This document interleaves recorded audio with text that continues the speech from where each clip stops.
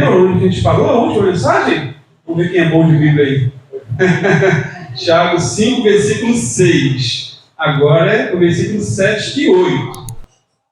É a sequência lógica, né?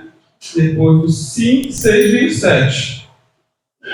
Domingo passado, de manhã, falamos sobre dinheiro, né? Bênção ou maldição. É o tema do capítulo 5, versículo 1 a 6.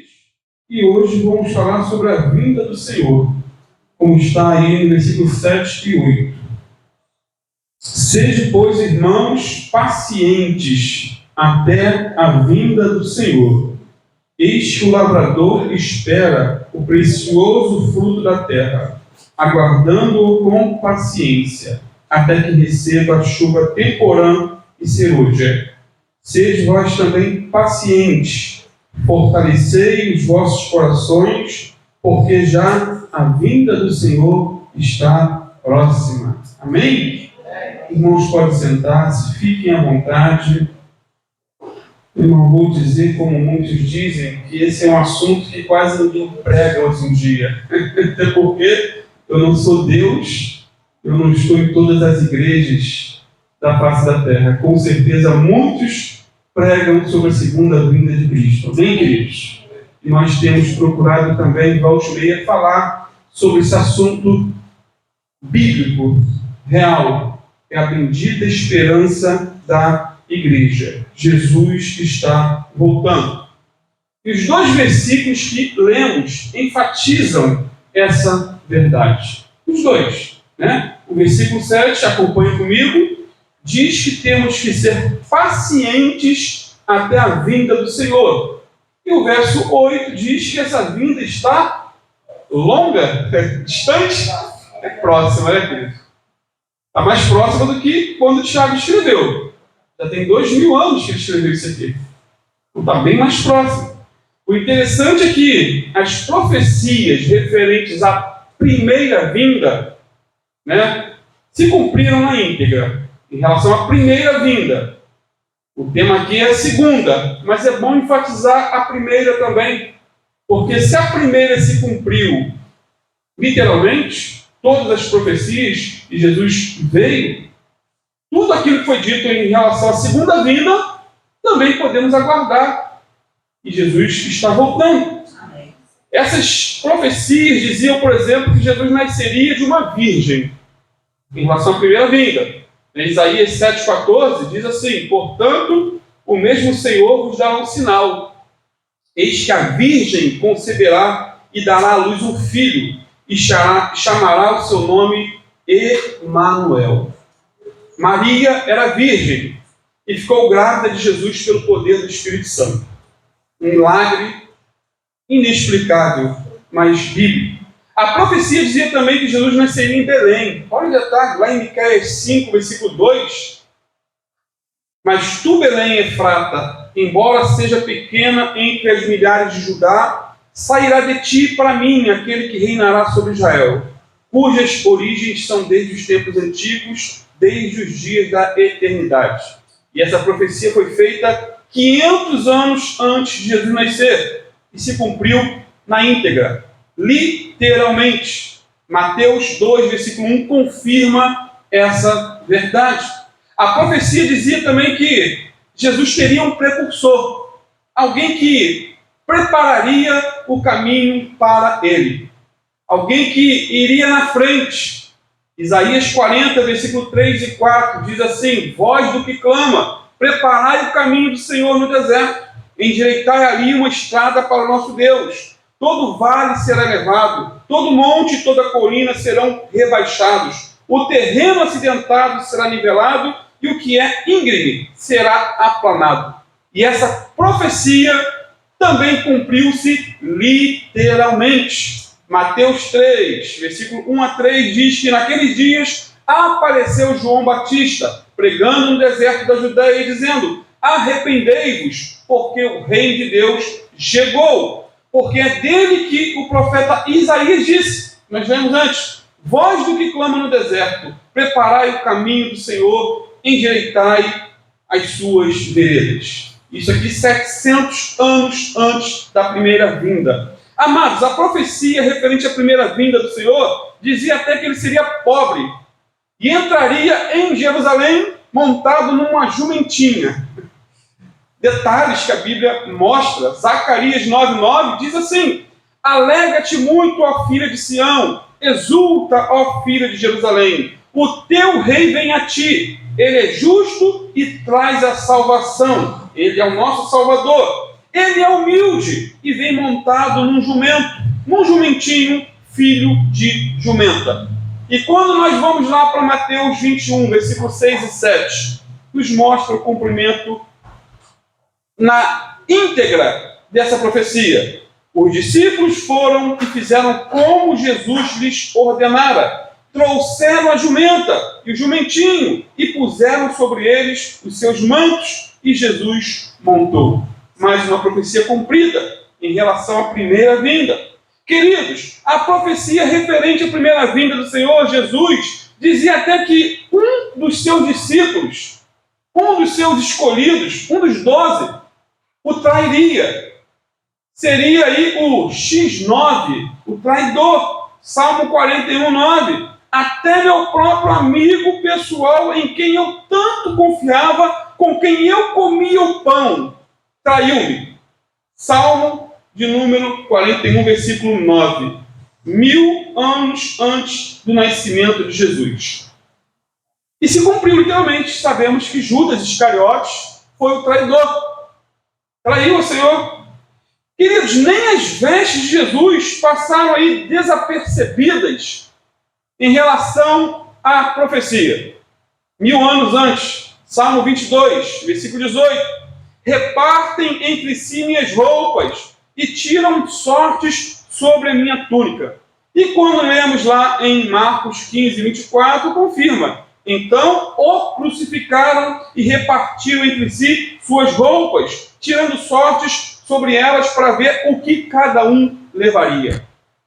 Isso é muito lindo. A probabilidade de todas essas profecias se cumprirem casualmente é impossível, mas se cumpriram literalmente na pessoa de Jesus.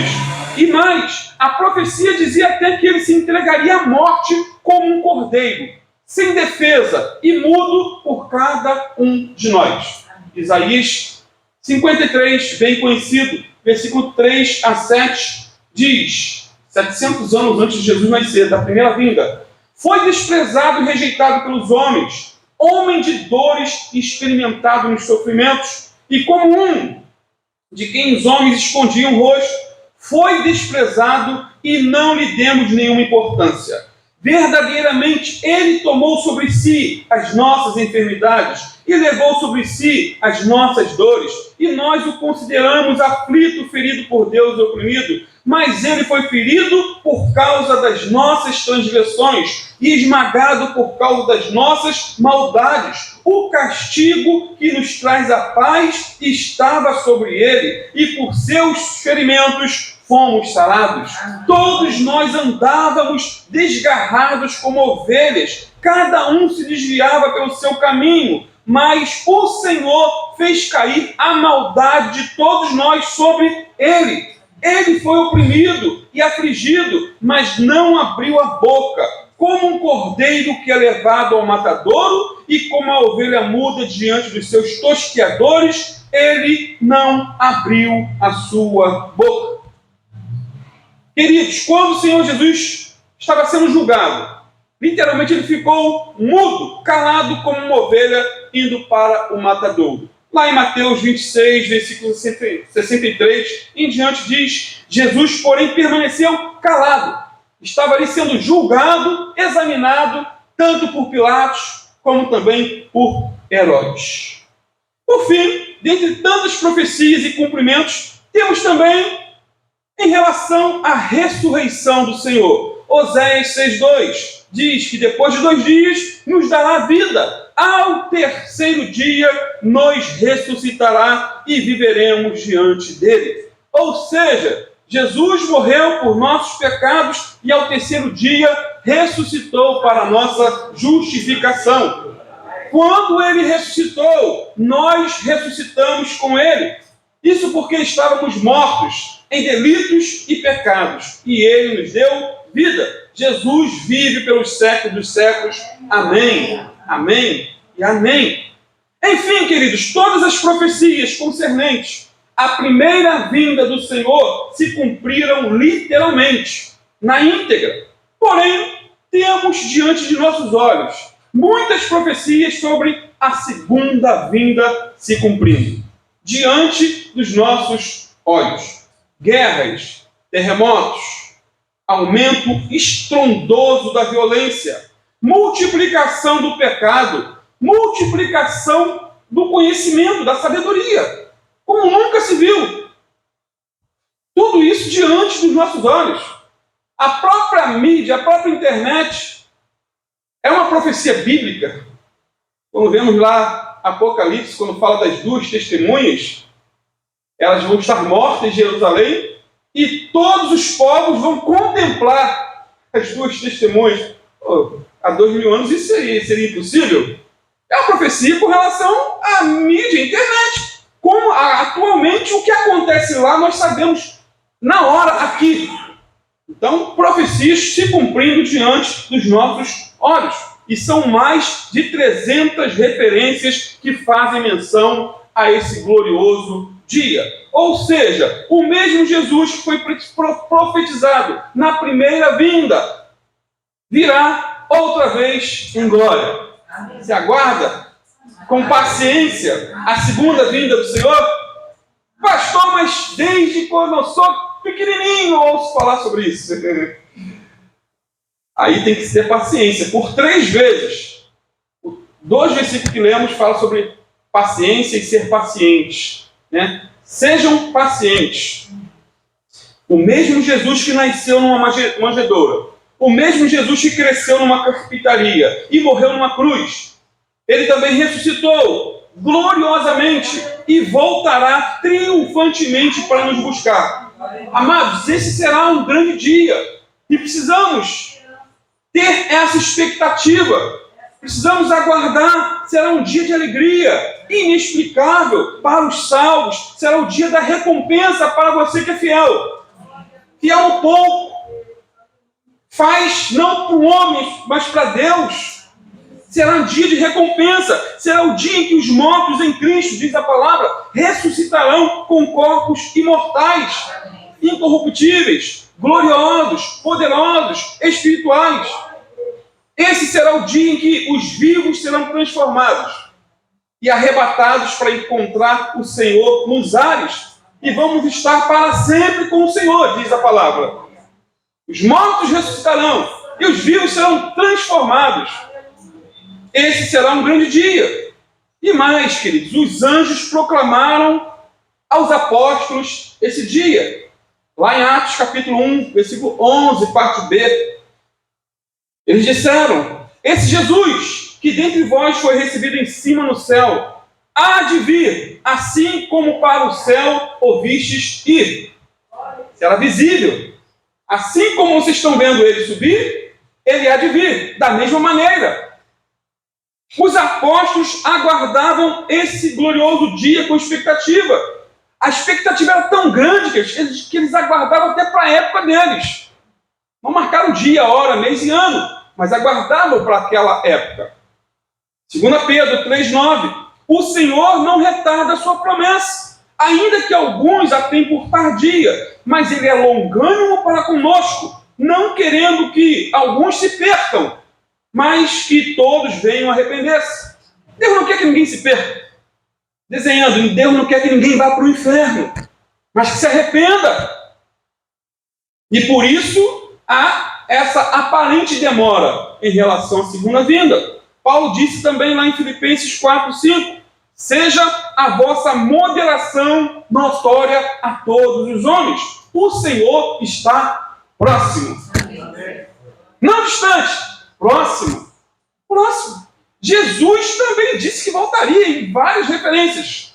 E aqui eu mais gosto, dentre tantas, é João 14, versículo 2 e 3. Na casa de meu pai há muitas moradas. Se não fosse assim, eu teria dito, vou preparar-vos lugar. E quando eu for e vos preparar lugar, virei outra vez e vos levarei para mim mesmo, para que onde estiver, estejais vós também. Amém. Ele disse que vai voltar. Amém. Detalhe, queridos.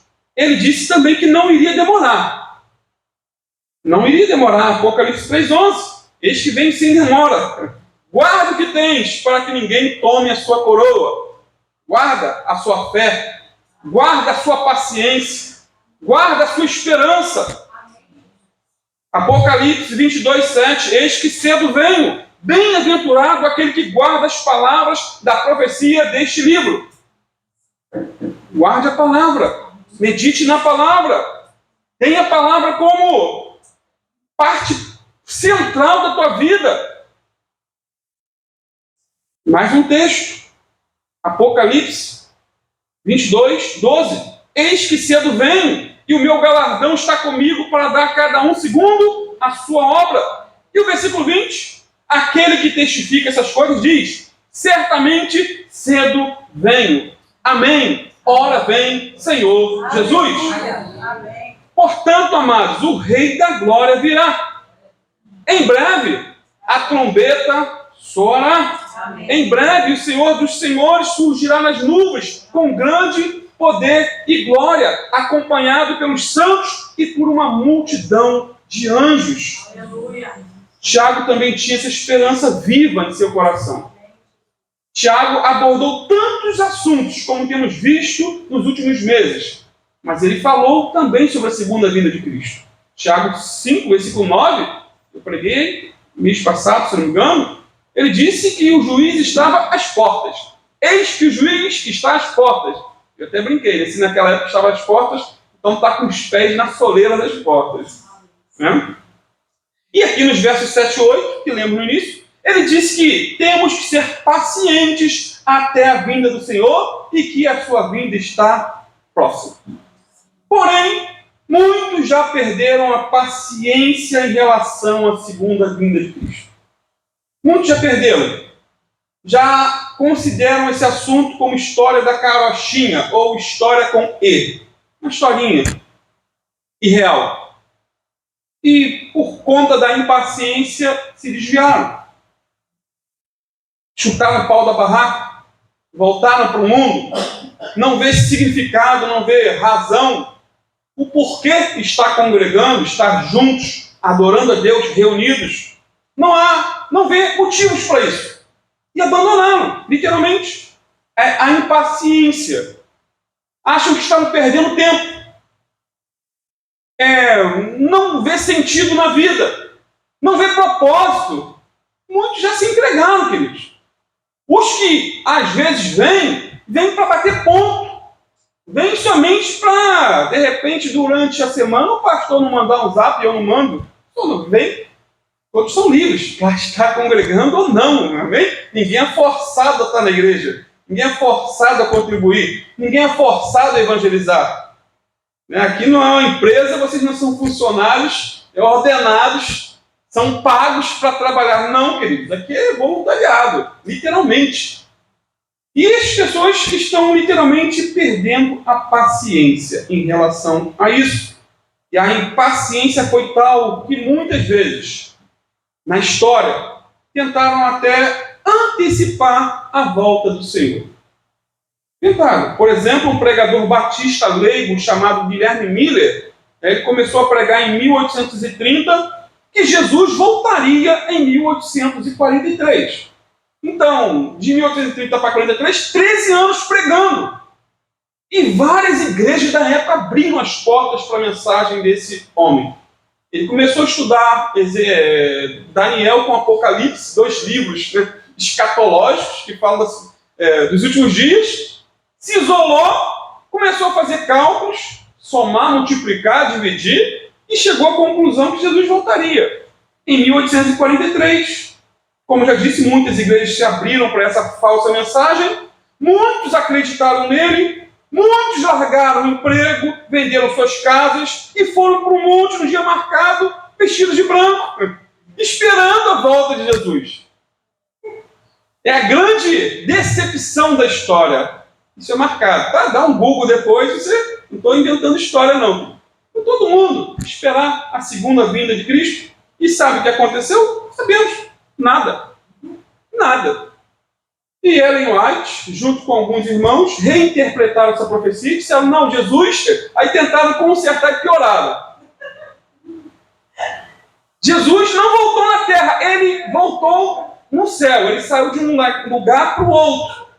Está até agora lá purificando o santuário, uma doutrina adventista diabólica que até hoje é ensinada. E o doutor Rodrigo Silva e tantos outros que as pessoas gostam, mas ele é herege. Você pode aprender alguma coisa de arqueologia? Pode, algumas coisas interessantes? Pode.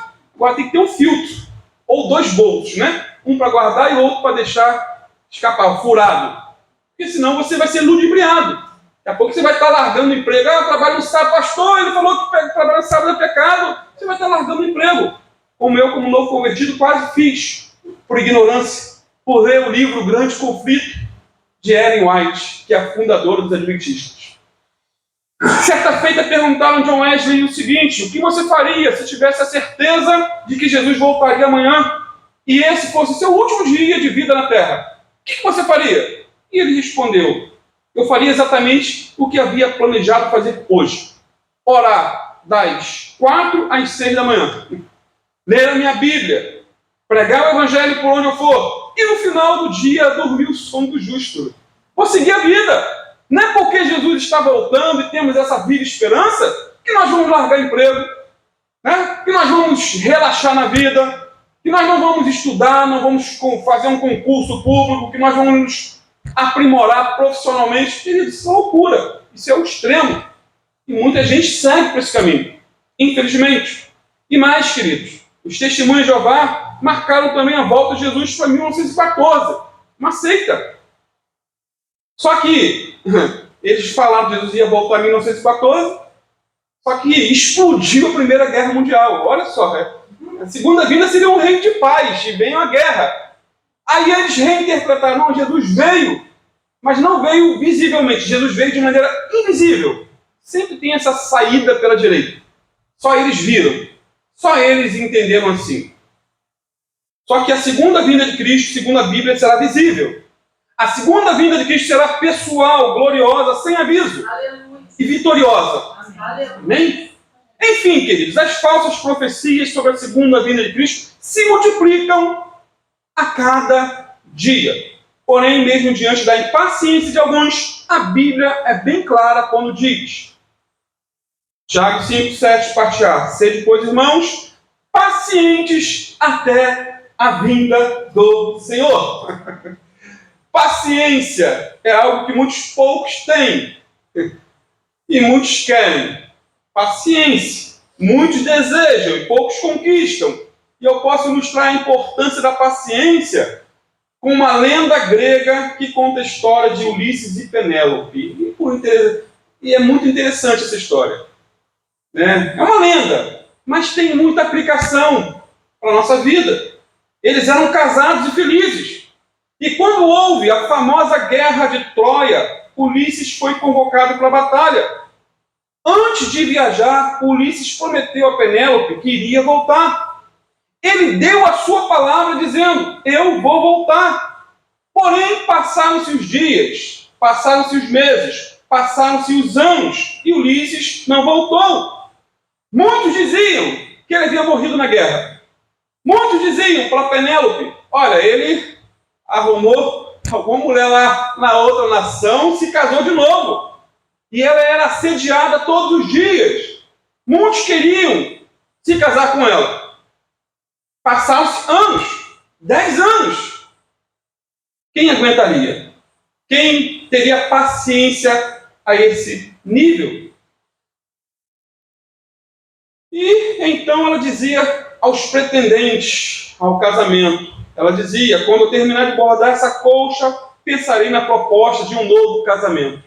Só que Penélope trabalhava durante o dia bordando a colcha. E à noite ela desfazia tudo que havia feito no dia.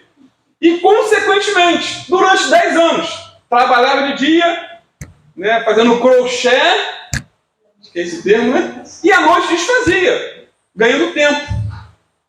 Sabe por que ela fez isso? Porque amava Ulisses, porque era fiel a Ulisses. Amados, na mitologia grega, Penélope é considerada a mulher mais fiel da história. É um exemplo de mulher, de fidelidade ao marido. Isso porque ela jamais desistiu de esperar a volta do seu amado Ulisses. Ela se manteve pura durante anos à espera de seu marido. Ela jamais desistiu do sonho de ter de volta seu grande amor. Até que um dia Ulisses voltou para casa. Ele demorou, mas voltou. Ele prometeu que voltaria. E voltou. E voltou. Amados, Penélope é uma figura da igreja que aguarda com fidelidade a volta do seu amado. Ulisses é a figura do nosso Senhor Jesus, que prometeu voltar para buscar a sua igreja. E por mais que aparentemente essa volta esteja demorando, ele vai cumprir o que prometeu. Amém? Ele vai cumprir. Ele é fiel às suas promessas. Jesus está voltando. Hebreus 10, 37 diz assim: pois ainda em bem pouco tempo aquele que há de vir virá, e não tardará. O que há de vir virá é Jesus, e não tardará.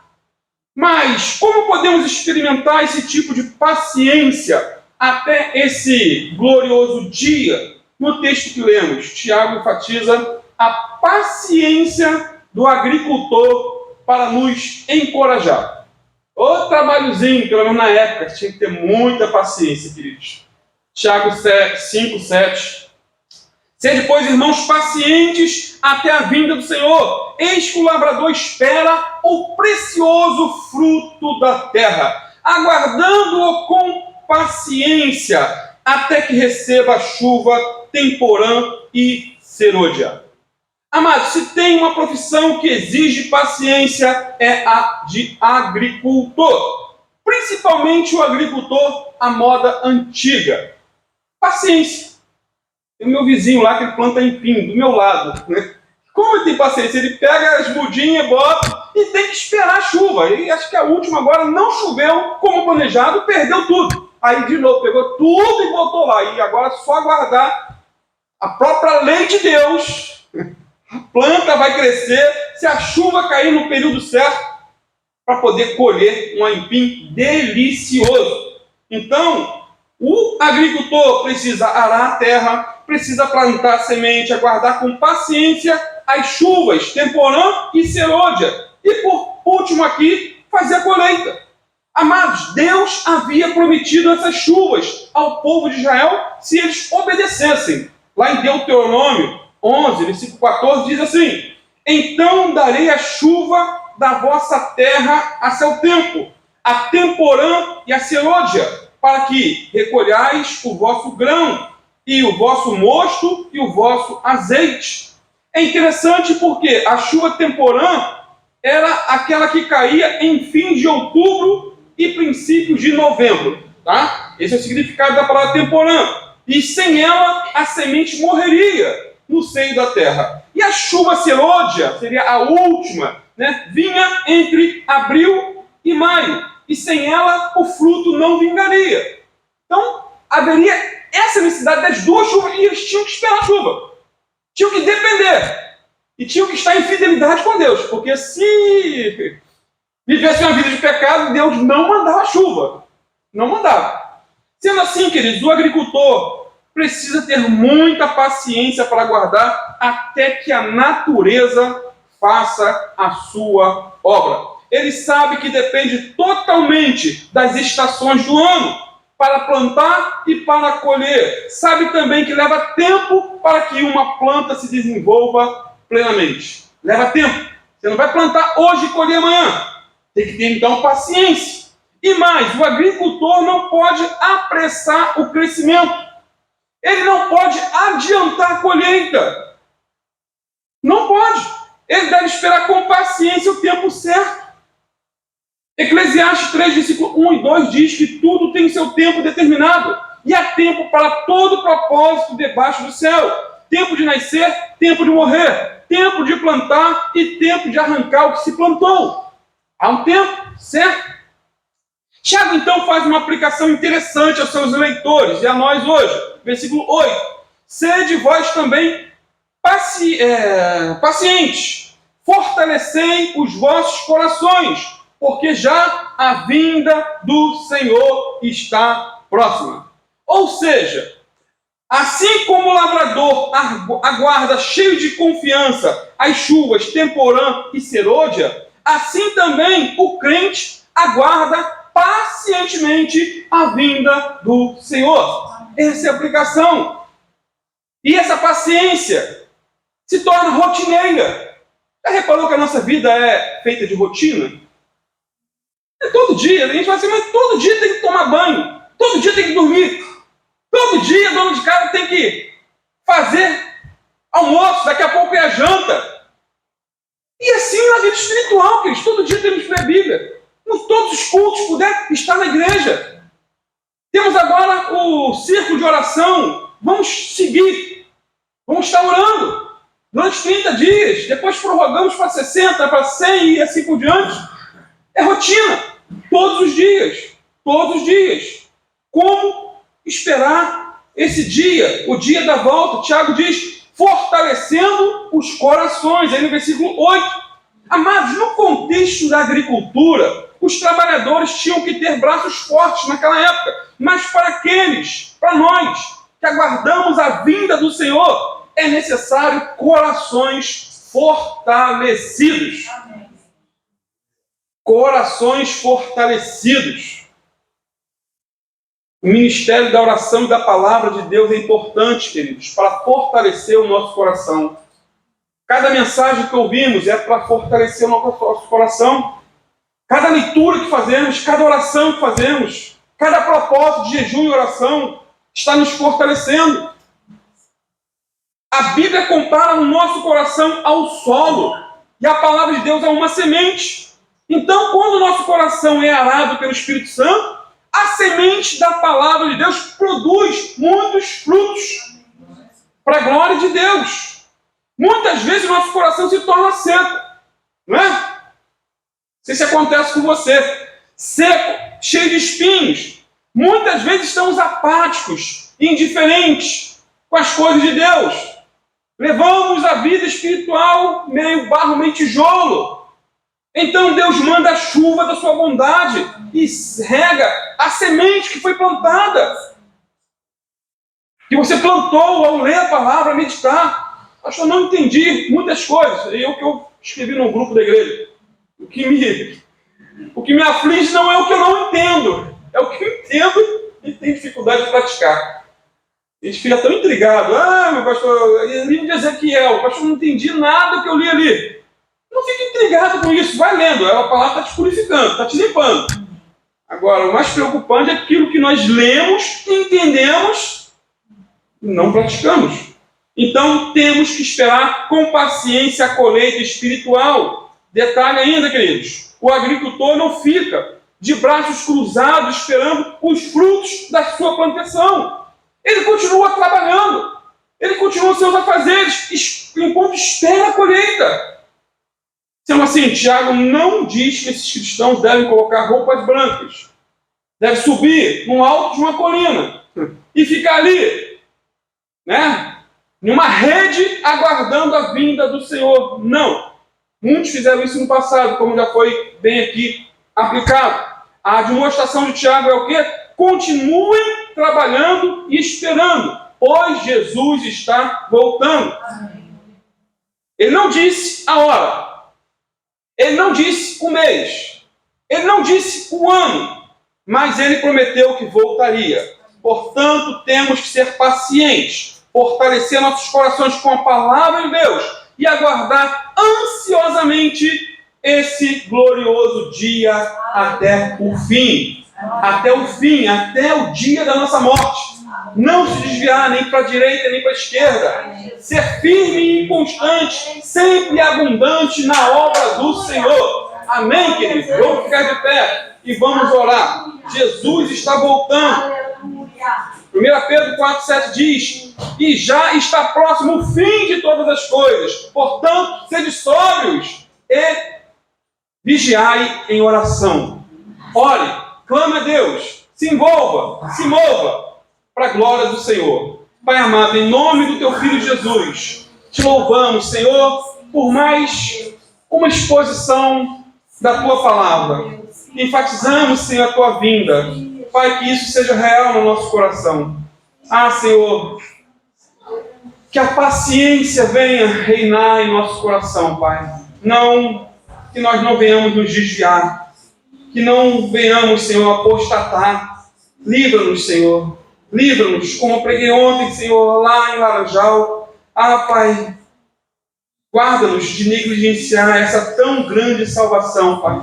Guarda-nos, Senhor, de nos desviarmos da fé, daquilo que temos ouvido da Tua Palavra, Senhor. Ajuda-nos, Senhor, a sermos frutíferos, a estar, Senhor, ligado a Ti. Segura em nossas mãos, ajuda-nos a ir até o fim, Pai, até o último suspiro, crendo em Ti, independente das circunstâncias, independente do que vier no futuro, independente de problemas financeiros, de doenças físicas, independente de perseguição governamental, independente de tudo, Senhor, que possamos estar firmes na Tua presença, buscando a Tua face. Ajuda-nos, Senhor, nessa caminhada. Segura na mão de cada um dos nossos irmãos aqui. Ah, Senhor, em nome de Jesus, lava nosso coração com o sangue do Cordeiro. Perdoa nossos pecados, Senhor. Principalmente pecados de omissão, Pai. Quando deixamos de fazer, Pai, aquilo que sabemos que tem que ser feito. Tem misericórdia de nós e ajuda-nos. Levanta os caídos, Senhor. Aviva, Pai, os que estão frios, Pai. Desperta os que estão dormindo. É o que eu te peço nessa noite, Senhor. No nome santo e precioso do Teu Filho Jesus. Em nome de Jesus.